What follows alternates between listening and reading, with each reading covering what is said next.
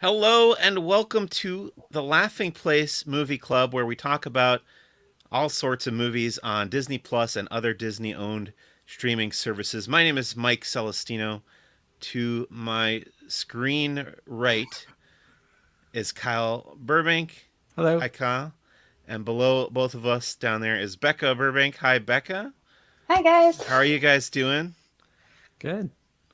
Very good. This is a special kind of episode of LP Movie Club because we're going to be talking about two movies that both arrived on Disney Plus this past Friday. They were also unique because they're made for TV movies that aired in the mid 80s, and they are both starring our furry friends from the Forest Moon of Endor, the Ewoks. So we're going to kind of break this discussion in half, and then the audio from this discussion is also going to be used in my Star Wars podcast that I do for Laughing Place called "Who's the Bossk." So you can go and listen to it there, or you can just close your eyes if you want to imagine that you're listening to it now. So let's start with this is going to help me editing later. I'm just going to hold up this DVD case. Let's start with talking about the first of the Ewok movies. It's called Caravan of Courage, an Ewok Adventure. I just want to tell a quick story before we start talking about the movie. So we were planning on talking about this on my podcast with these two guests right here, Kyle and Becca Burbank, and we didn't have access to the movies because at that point they were not on Disney Plus, nor did we know they were coming to Disney Plus. So I kind of wanted to talk about them as part of this Lucasfilm retrospective that I'm doing on the show. So I invited you guys to talk, and then I ordered the this DVD, off eBay. Had it mailed to you guys in the Midwest, right? Does that count as the Midwest where you guys are? Yeah, Yeah. I'd say it's Midwest. Okay. And then you watched it and you mailed it to me here in Southern California. And then like a week later they announced the Ewok movies are coming to Disney Plus, and now we got them in nice HD. I thought they looked great. That's really the first thing that jumped out at me watching them on Disney Plus was that they looked great. Let me give you some I'm going to run down some facts about this movie, Caravan of Courage, an Ewok Adventure, real quick, and then we'll get into our thoughts. It aired November 25th, 1984 on the now Disney-owned ABC network. Originally titled The Ewok Adventure, then it was retitled as Caravan of Courage for the international theatrical run. The director was John Cordy, who directed Twice Upon a Time, that we've talked about previously on Who's the Bossk, another Lucasfilm movie. The screenplay was written by Bob Carew, who went on to do Maniac Mansion, the TV series for Lucasfilm. Story by George Lucas, of course. Music by Peter Bernstein. The producers were Thomas G. Smith and Patricia Rose Duignan, and the editor was John Nutt. Okay, what were your guys' initial thoughts on watching Caravan of Courage? Oh, by the way, we should say that you hadn't seen either of these movies prior to watching them for this recording, right? Yeah, no, I had never seen either. And going in, I wasn't expecting super high production value, but I figured I love Ewoks. They'll get me through a lot. And I was really let down by this one. We'll get into why more in a bit after we get Becca's initial thoughts. But yeah, I will say that definitely not my favorite feature here. Not your favorite of the two made-for-TV Ewok movies. Well, I didn't say that. I just meant not my favorite thing. But yes, Okay. obviously by deduction, yeah, it's my least favorite of the two. Okay, how about you, Becca? Yeah, I'd have to agree with Kyle. I actually had seen Battle of Endor one time from somebody who I worked with who was like, "Oh, if you like Star Wars, you should watch this." And it was, kind of disappointing coming off of the high of, let's say, Return of the Jedi. But like Kyle said, this one was a little less entertaining of the two. It's weird how it kind of feels like a documentary at some moments where you're almost like, oh, this is what Ewoks in the wild are like.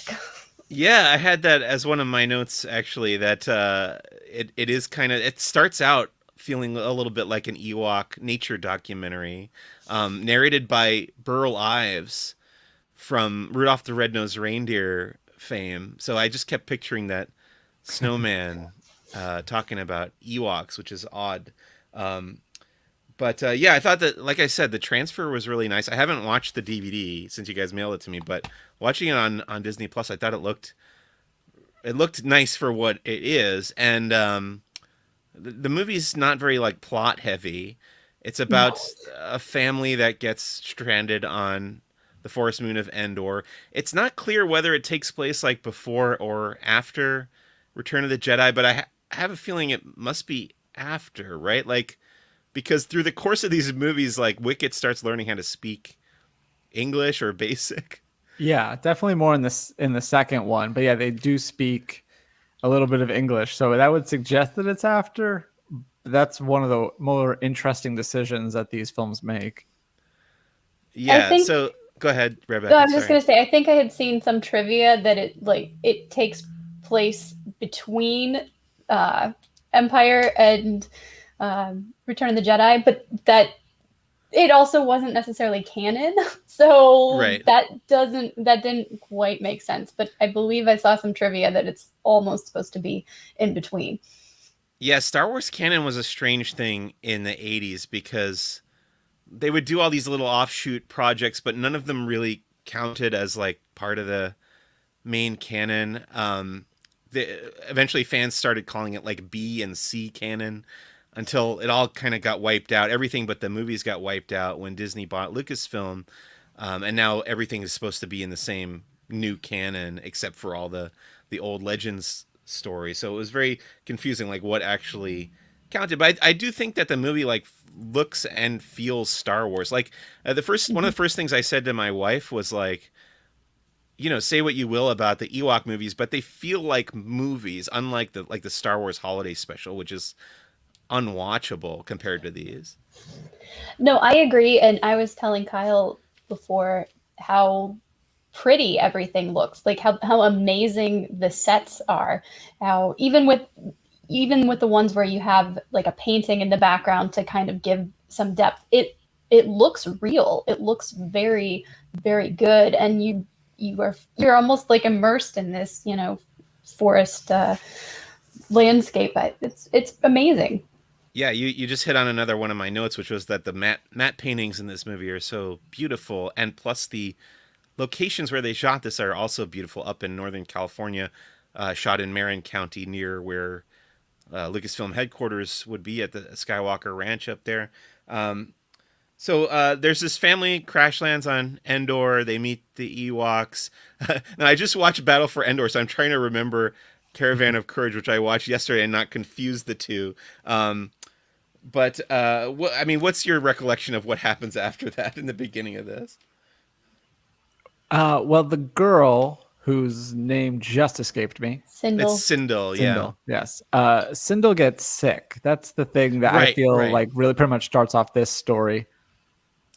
Yeah, so she's sick, and they're taking care of her like in the Ewok village. And I thought it was funny that the Ewoks are like living on the ground now. Although later they do go to like the tree based Ewok village, and the Ewoks like have it's never really clear like what's wrong with her, but the Right. Ewoks have this medicine that they're giving her, and they have to keep going into the forest to get more.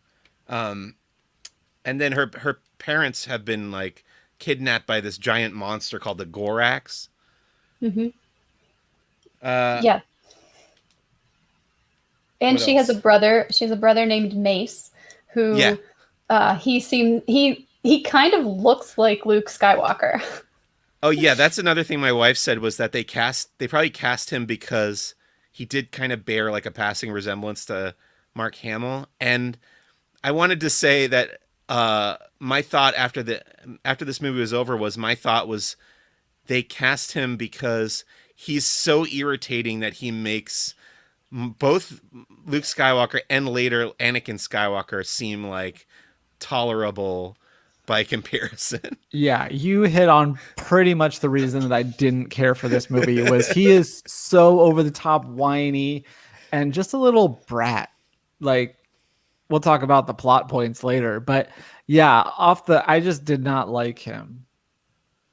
Yeah, like Definitely the lesser of the two Maces in Star Wars canon or Star Wars universe. yeah, George Lucas loves recycling names, and Mace was definitely one of them. Like, I think I want to say it showed up in some of the early drafts of the original Star Wars movie, and then it kind of got put on the back burner. He used it in this, obviously, and then this didn't really count. So Mace Windu became the character Samuel L. Jackson plays in the prequels. But yeah, every situation they come across, Mace is like whining about it, like unreasonably. He just seems to get unreasonably upset about every little thing that they encounter. Well, while we're talking about people that look like other people, in addition to Mace kind of seeming like Luke Skywalker, if this was a full budget feature, I have no doubt that they were trying to get Drew Barrymore for Sindel. Right, definitely a Drew Barrymore type was what they were looking for. Yeah. For this, coming off of E.T. just a few years earlier, or two, like this is 84, so E.T. would have been 82, just a couple years earlier.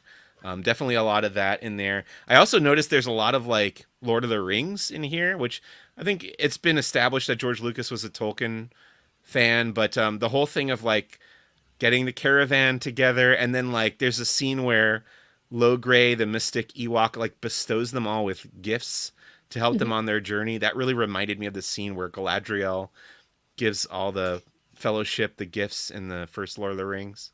Yeah, I didn't even think about that, but Did you're you guys pick absolutely up right. on that? I thought the music was pretty good. There's a little bits of John Williams' Ewoks theme from Return of the Jedi that pop up in here, but otherwise it's mostly like original music.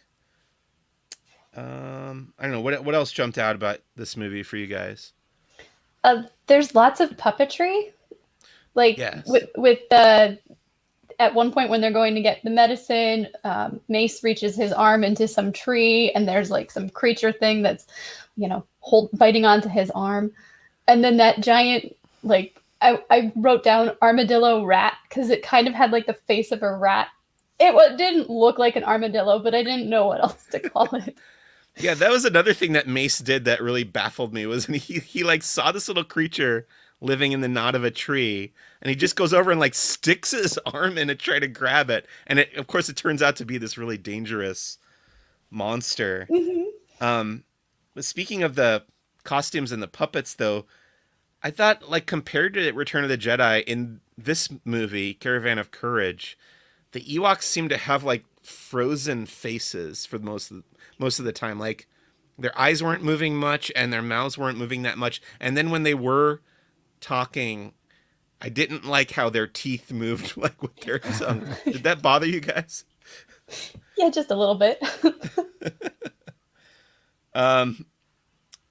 Let's see. They encounter, of course, on their journey.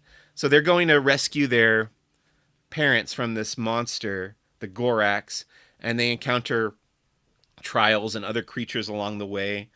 There's a part where Mace again gets in trouble and almost drowns in that lake. Mm-hmm. And my thought in that scene was like the Ewoks must be getting kind of irritated for having to save these kids like over and over again. I don't know. What did you guys think of that? Kyle, did you have something? No, yeah, the thing that got to me was when he gets the gift of the rock, and then he's like, "What'd you do with it?" And they're like, "Oh, I threw it away." Dude, come on, get it together. Right. Like he's kind of supposed to be the hero, the protagonist of this film, and I just didn't find myself identifying with him at all. I mean, like Luke is whiny, but at least you're like on board with him, like becoming a better person along the way. This guy Mace, I just wanted him to go away, and we kind of get our wish in the second movie, but we won't get to that yet. Well, what Becca was saying about the nature documentary aspect, as far as like the voiceover, I think that also stays true to this plot. And the reason that we're having issues recalling what order the things happen in is because it feels like just a bunch of vignettes that are just along a journey that some of them are just kind of unneeded and some of them are just longer than they should be. I'm thinking about like the Firefly one. Like he's annoyed Yeah. by a single Firefly, and then there are a bunch of they're not actually Fireflies, but then there's a bunch of them, and then he keeps one. It's like, well, if you were annoyed by one to begin with, then why are you keeping one? Seems like net zero here. Yeah, I remember saying after the lake sequence, I was like, that could have been cut out entirely and wouldn't affect the movie at all. Mhm. Except that they did use that stick that Wicket got from Logray. But yeah, they had to meet, I'm sure, like 95 minutes Right. a running time because it was aired in like a 2-hour chunk on ABC. So minus commercials, it was 95 minutes, and they couldn't really budge from that. So you had to have some filler in there. It's the longest hour and a half. Yeah, I think that's brings up a good point. I feel watching this one, I was just bored mostly, just not interested in it. I That's think fair. when ahead. I was looking through on our smart TV, it kind of brings up suggestions, and so we were going through these movies, and this one had like a 21 on Rotten Tomatoes, whereas Battle of Endor is like 55 or something like that. So like you can tell even between these two that you know most audiences don't favor this first movie. Yeah, absolutely. So they get to the fortress where the Gorax lives eventually. He finds out that there's like this arrowhead and that rock, and they kind of use that. What happens with the arrowhead now? I'm blanking on that. Yeah, I don't know. He figures out that the rock wasn't just a rock, and I think that's Yeah. has like the arrowhead in it. Yeah, something why didn't like they that. just give him the arrowhead to begin with? I don't know. Because the movie can happen. So they get into like the caverns leading up to the tower. There's some spiders and a web that they crawl across, and then they crawl across that big web, and like to eliminate the spiders, they chop the web down. Mhm. And I'm like, how are you going to get back across? It just seemed like a bad choice in that moment. Literally burning your bridges. It doesn't seem like a good idea. Yeah. What did you guys think when the Ewok died? Like, my thought was like, because every time I watch Lord of the Rings trilogy or read the story or whatever, I always think one of the hobbits should have died because it makes it feel like more of like a sacrifice or whatever. But you know, you get to the end of that story and all the hobbits are pretty much fine. But an Ewok does die on this adventure, the guy who throws the axe. So I don't know. Was it worth the life of an Ewok to save these parents, these kids' parents? Yeah, I don't think so. Bought him a good 10 minutes. Yeah, I know. Because as we're gonna talk about in the next movie, they die then pretty much right away. It's not worth it. I like that there's like an Ewok dance party at the end of this one. I mean, I'm always down for an Ewok dance party. I was kind of hoping they'd bring back the original song, their celebration song, but Yeah, you got to have some Yub Nub in there. But no, it's a different tune. But it looked festive. Let's talk about the cast a little bit. Obviously, you got Warwick Davis, who's really the headliner here for me, back as Wicket, and then Mace is played by Eric Walker, who went on to star in Less Than Zero. His sister Sindel is Aubrey Miller, and I looked her up on IMDb. She's only ever been in Caravan of Courage and the Battle for Wow. Endor. so she doesn't have her own daytime talk show now? Yeah, you would think so. Darn. No, it seemed like she seems like. I mean, yeah, making the comparison to Drew Barrymore, like she was cute. Yeah. I'm a little surprised that she didn't do more beyond this, but maybe she didn't like acting. Who knows? I want to acknowledge some comments here. This person is commenting a few times. So they said Lucas hired the nanny of his kids to co-write the movie, not slighting nannies, but hey, you know, you never know. Talents could be found anywhere. So Could have been Fran Drescher. yes. And then Frodo did die. He basically lost the ability to enjoy anything in Middle Earth due to massive PTSD and ring withdrawal. Yeah, so he was dead inside, I guess. That's true. But he did have fun in that like pillow fight when the hobbits come back in the end. So, and then it was the whole reason he went to the Grey Havens at the end and sailed to the west. Okay, so that I always get emotional and usually cry when I'm watching the end of Return of the King. I've never actually seen a Lord of the Rings movie, so I'll just sit here and pretend I know what you're talking about. I'm always baffled by that when people say they haven't seen Lord of the, like, wasn't that like a cultural touchstone? Yeah. No? I was homeschooled, and that was a cool thing. Like, it was very cool to go see the movies and to be having these conversations, and a little bit of Star Wars too. But yeah, we like Lord of the Rings. So also in Caravan of Courage, we've got Fionnuala Flanagan, who plays the mom. I knew her best from Lost, where she was Eloise Hawking, who turned out to be parents, the mother of who? Daniel Faraday. Daniel Faraday, right. Jeremy Davies' character. Kyle, did you miss out on Lost too? I did, and I've seen one episode of Lost, and we saw it at the Paley reunion. So you just hate Dominic Moynihan, is what I'm getting from this. Pretty much. I mean, I guess I saw him in something. He was in He was in. Wasn't he in? That's what I thought. He was in a Star Wars. Rise of Skywalker. Right. Okay, so I wish I missed him. Fair enough. Good night, Zitters. Taking off. Guy Boyd is the dad. He plays a character named Jeremit. And Guy Boyd, notably, he's done a bunch of stuff. He's a very prolific actor. And most notably, recently, he was the janitor in the Charlie Kaufman movie. I'm thinking of Ending Things. It's a key role in that film. I don't know if you guys have seen that. I haven't seen that yet. It's a very unique movie.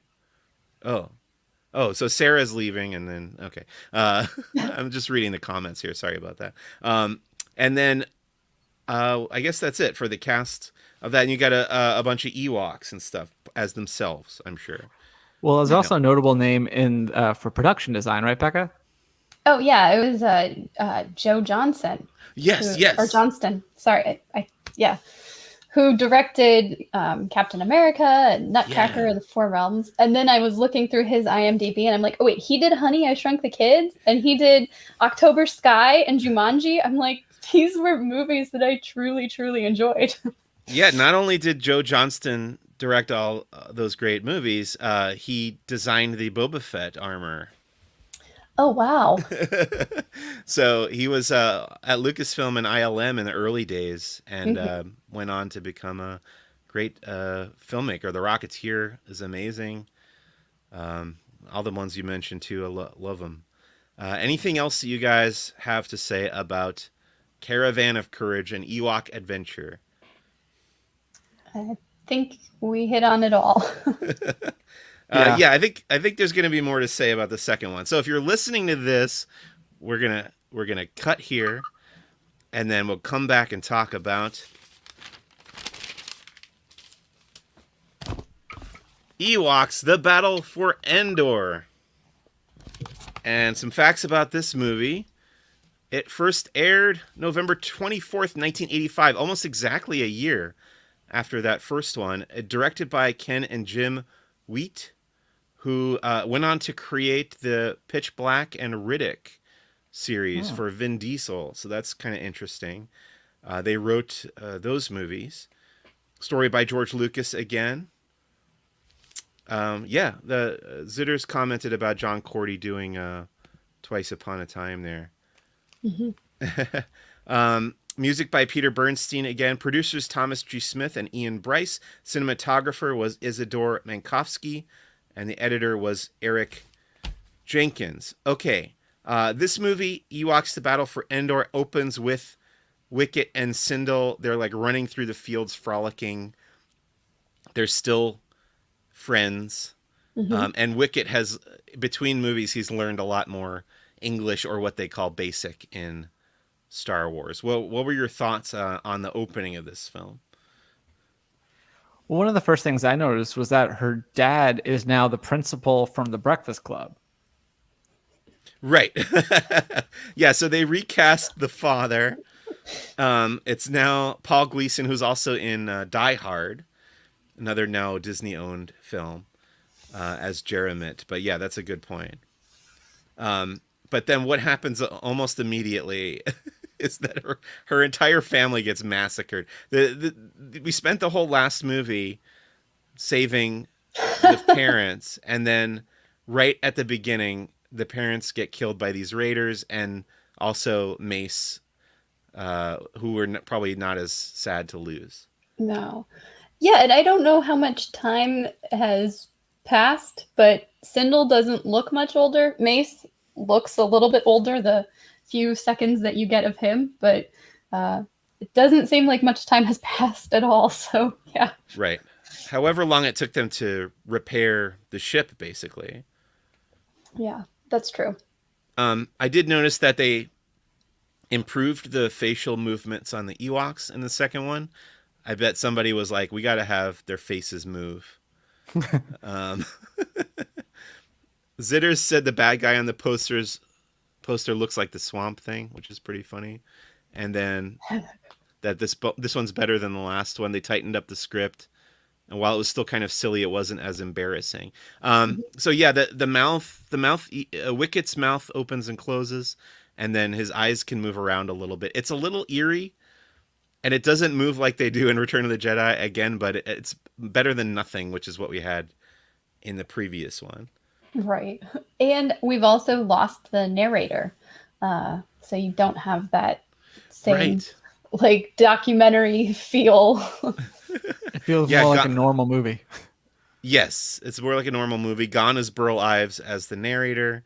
Um, the raiders burn down the Ewok village, and they capture a bunch of the Ewoks. And oh, this is the first appearance of the Blurgs, those giant lizard monsters that get reintroduced back into the canon later on and are featured in The Mandalorian, as the title character learns to ride one. And I know there's a bunch of people at Lucasfilm who look back fondly on these Ewok films.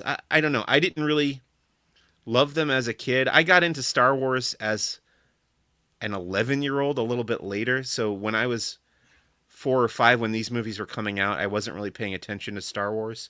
But I know that there are a lot of adult Star Wars fans who consider these just as important as the other Star Wars movies.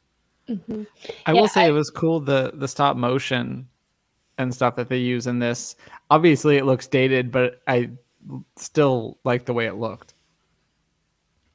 Yeah, and if you watch the Disney Gallery making of The Mandalorian, they talk about how in one of the shots in The Mandalorian, they intentionally created the blurg with stop motion animations to kind of replicate the way it would have looked in the Ewok movie. So that's pretty cool. So this did have an effect on Star Wars eventually.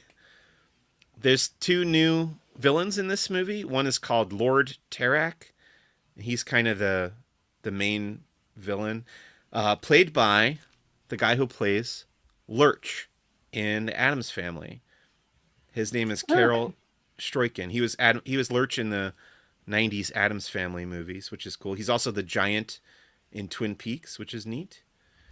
And then his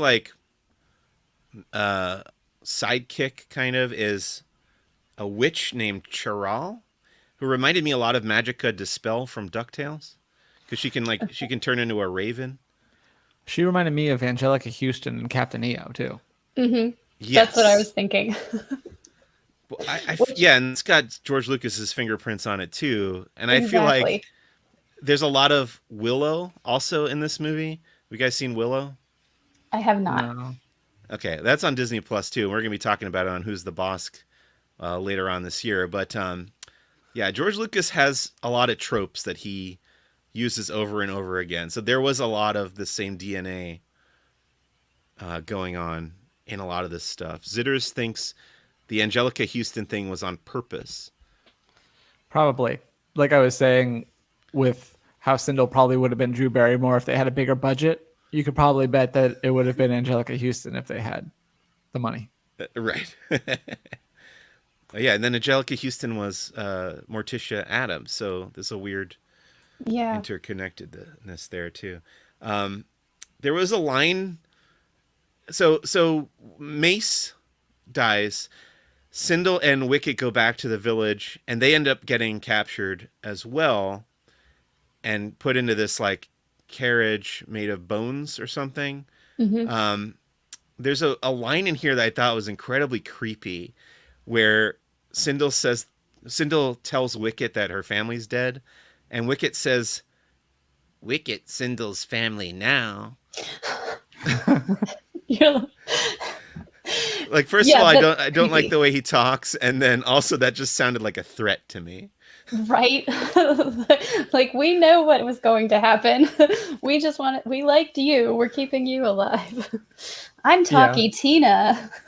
It sounds like something that was meant to be comforting, but just the timing and the way it's stated, just yeah, very creepy. Yeah, somebody's gotta, maybe it exists already, but there's gotta be a horror movie trailer for this one. Um, for Battle for Endor. Well, now that Uh, it's on Disney Plus and people can actually get the footage a little bit easier, maybe that will yeah, happen. yeah. They escape from the raiders and they go into these caves where Wicket builds a hang glider. Don't Yes. tell anyone, but I was thinking about a hang glider.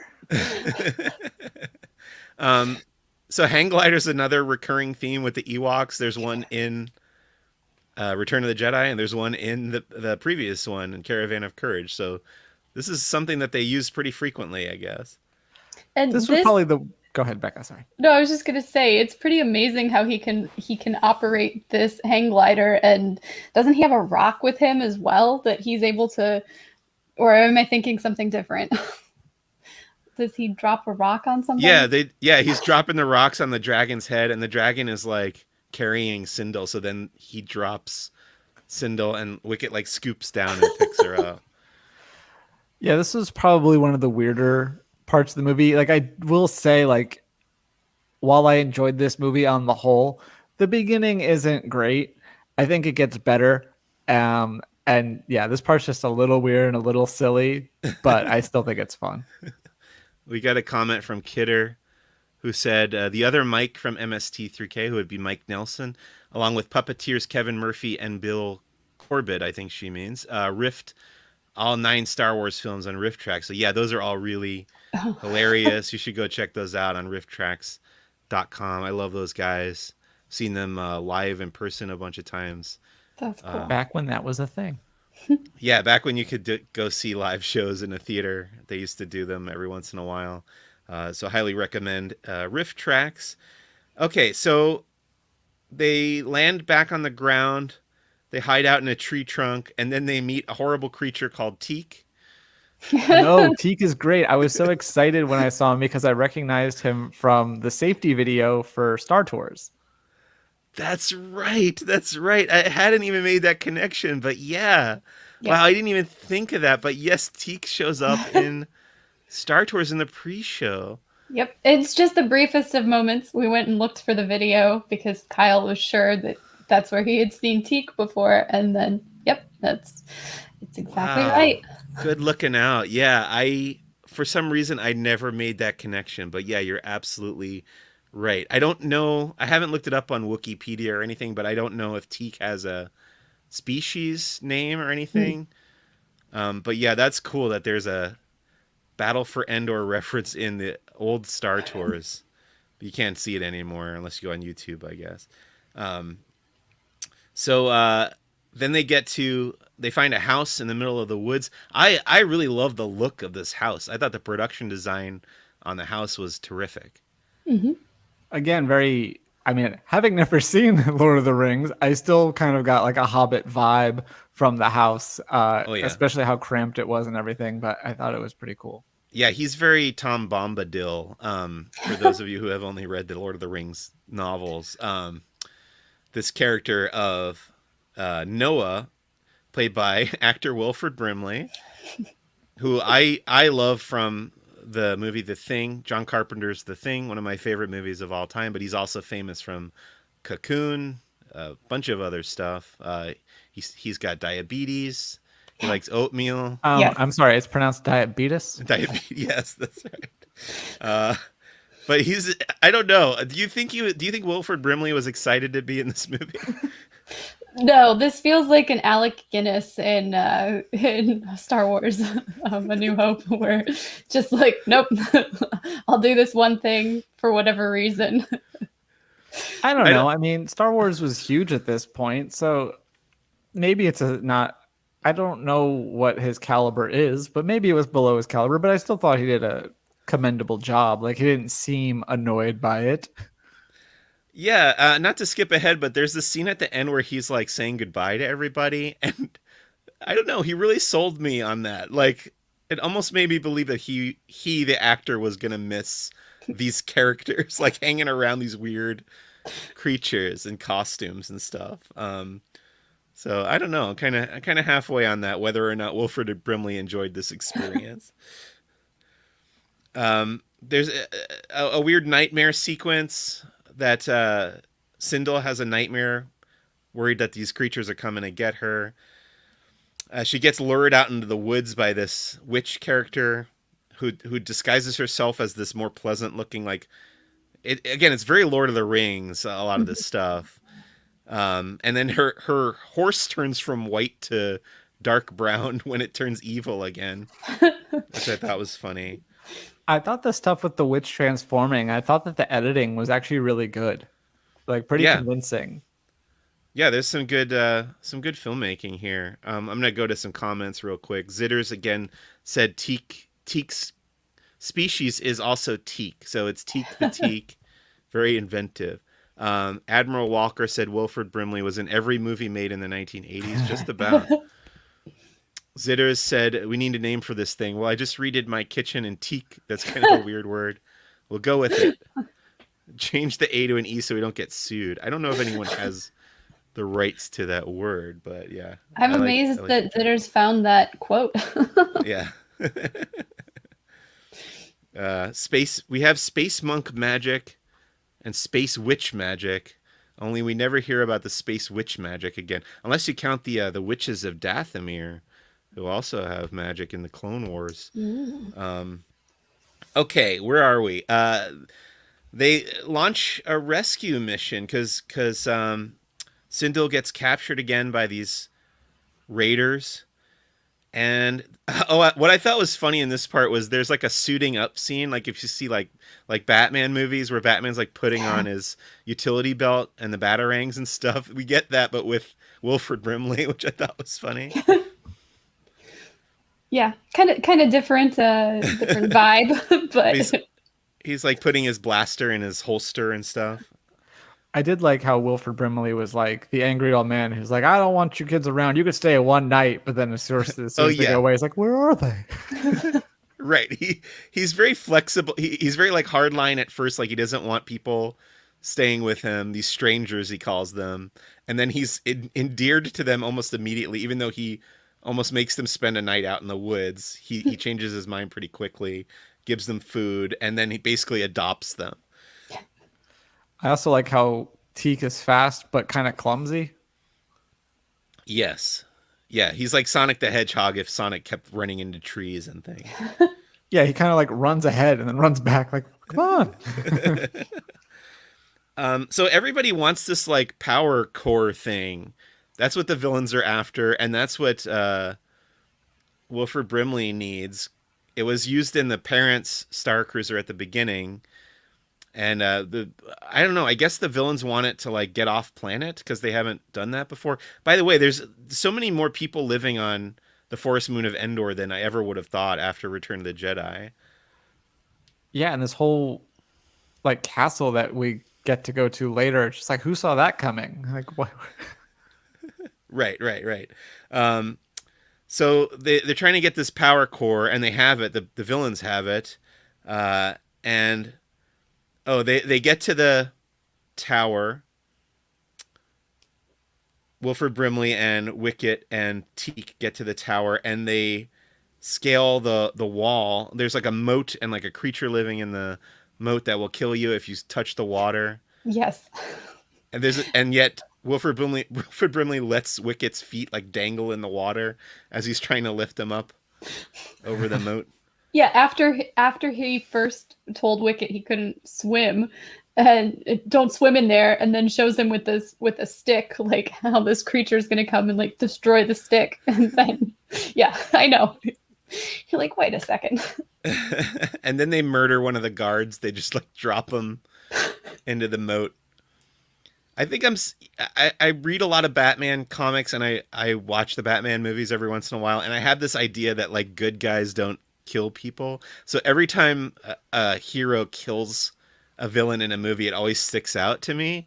And that happens here. Like they just have no regard for the lives of the villains. He just throws them to that monster in the moat, which is fine, Well, I guess. it's Disney rules. If they fall, it's safe. Like, Right. couldn't do anything about that. Yeah, that's true. Yeah.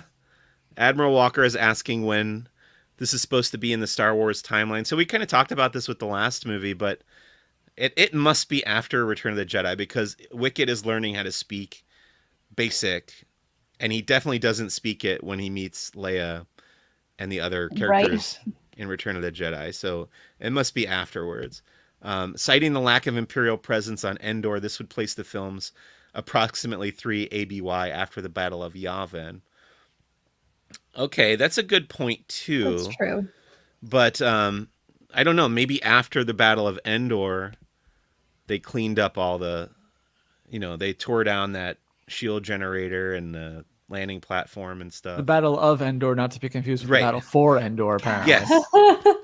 Yes. Two very similarly named battles. Do not confuse the two. I like that they do what they call Muppet Man in the Muppets, the Jason Segel Muppets film. They stack all the characters on top of each other and put a big robe on them to sneak around in the... By the way, I want to talk about the sets here. I really like the way all these sets look, like the hideout for the raiders and even like the jail cells and stuff. It's really neat, intricate looking rock work, and it seems like movie quality stuff. Did you guys agree with that? Yeah, absolutely. Like the production or the set design, all of that is very, very good. As we said with the other movie, like, it feels like you're really there, and there's a lot of quality to what they're filming. I mean, to the scene. You know what I mean. Yeah, we're still in the mid 80s. We're still in that era prior to CGI where everything has to be either physically built or done with like matte paintings or stuff. So everything feels real and tactile, and they feel like they're really in those environments. We got another theory here from Zitter saying that Sindel might be speaking a different language that's not basic, which is why Wicket wouldn't understand Princess Leia when they meet in Return of the Jedi. I think that's a good theory. It's the closest I've heard to having it make sense to come before Return of the Jedi. Yeah, I like that. I hadn't thought about that. But Another theory is that Lucas doesn't have as close an idea of continuity as he claims, and didn't think it through and didn't care. That is much more likely, yes. They get to the jail cells where they're holding all the Ewoks and Sindel, and the guards there are playing a card game, which I checked. It's not Sabacc. It's not the established Star Wars card game. It's a different one. Is it Star Wars Uno, as Doobie likes to call it? Yeah, it may very well be. And Teak does this. Is it Teak that does the trick, or Wicket? Either way, I think it's Teak. But he like slips a card into one of the guy's sleeves and makes the other guy think that he's cheating. I think so, because I think he used his speed to do that. Yes, that's right. That's right. And then they break everybody out of the jail. There's a Ewok zipline sequence. Mm-hmm. There was also the part where they were gonna let the witch out, and they're like, "Not her, she's evil," or something like that. And Sindel like throws the keys down a drain pipe or something. Like she's like, seriously, she's gonna rot in that. Oh, I also love when they're leaving and Sindel's like, Listen, you know your friend. She's talking to Wilford Brimley, and she's like, you know your friend who went missing, and you're not sure whether he's dead or not. Oh, he's dead over there. He's a skeleton in the corner. Yeah, this girl, she deals with death, the loss of her family, like being around skeletons very, very well. Like it does not faze her. Admiral Walker asked. He said, "I remember this as a kid in the '80s, but don't remember where I saw it. Was it one of the movies of the week? Yeah, it was on ABC. It aired on ABC in around Thanksgiving of 1985. So." But now you can watch it on Disney Plus. Now it's available in high definition for the first time ever. This is the best this movie has ever looked. I guess it said Caravan of Courage had a theatrical run, but they probably would have Oscar cropped it or qualifying? something. I Yeah, think it probably. was Internationally, yeah. yeah, I think so. I think it was international. I'm not sure if the same was true for Battle for Endor, but this is certainly the first time it's ever been available in HD for home viewing, which is really, really cool that it's like that now up on Disney Plus. So there's a big chase scene across the plains that also reminded me of Lord of the Rings a bit. They get back to the forest. They power up the ship. There's a big battle in the forest. And I thought the lesson of this movie and Return of the Jedi is never fight the Ewoks on their home turf, because they will kick your butt. Yes. Yeah, they're like Kevin McAllister. As Yeah. soon as they... Oh yeah. I actually had a note about that too when they cut the zip line. That immediately made me think of Home Alone. The original pranksters. A long time ago in a galaxy far, far Yeah. away. Because the bad guys like fall like Harry and Marv. They fall into the moat though and get eaten by that creature probably. So what else happens? There's a big battle. Wicket gets trapped in that booby trap type thing, and he's hanging upside down. Sindel gets scooped up by the villain, and he demands to trade the girl for that power core crystal thing. And Wilford Brimley comes out, and they have a duel, which is funny. This has got to be the only sword fight Wilford Brimley ever had in a movie, right? Presumably. And then, do you guys understand what happened in the end, like how they defeated the bad guy? Because I was kind of scratching my head, like what actually went down there. Do you remember this? Not really. So, I think Wicket like throws a rock at his chest, and he's got that ring. I think he's got the ring that the witch uses to turn into a raven or something. But instead it makes him turn into like ash, and he like burns to a crisp. Right. It was, yeah, very weird. I don't know what happened. And doesn't she get stuck as a bird? Yeah, I think so. Yeah, so neither of the villains, yeah, because the what's his name, Lord Tarak lets the witch out of the prison cell, I guess, to help him, because she like flies as a crow or a raven to help them track down the heroes in the forest or whatever. But yeah, they don't end up where they want to be at the end of this film. My next question, so there's like a farewell sequence next where everybody's saying goodbye. But my question was like, they have a pretty good life there if they don't have to deal with the Raiders anymore, right? Like, why didn't Wilford Brimley and Sindel like just stay and live in that house with Teak? Like, it's a pretty nice place. That's pretty much what I was wondering. I mean, especially having, I'll say now, we watched this one before we watched the other one because the DVD that you got us, they must know what's up. And the A side is this movie and the B side is the first movie. So anyway, we watched this one first. And so not having that context of the first one, I'm just like, why are they leaving? I don't quite understand what the point of this is. The dude has a house here. Why is he just like, oh, cool, we can fly your ship? All right.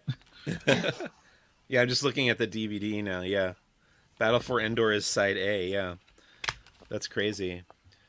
My other thought at the end of this is that I think now that these movies are up on Disney Plus, there should be a third entry. Disney should make, Lucasfilm should make a third entry in this series to close out the trilogy with an adult Sindel coming back. She's got to be my age now.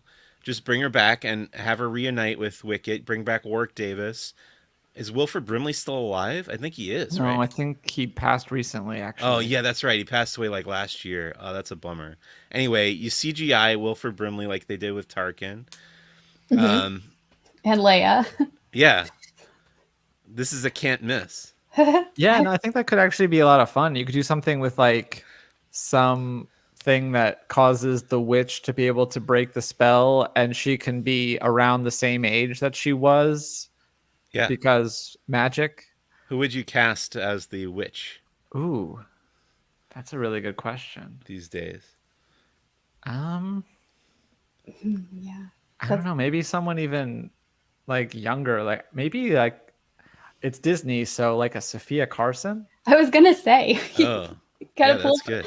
pull from the Disney Channel roster. That's very synergistic. I like it. Yeah. So that's the battle for Endor. When I was watching this, I hadn't seen it in 30 years or something or more. That's sad. 35 years probably I hadn't seen it. But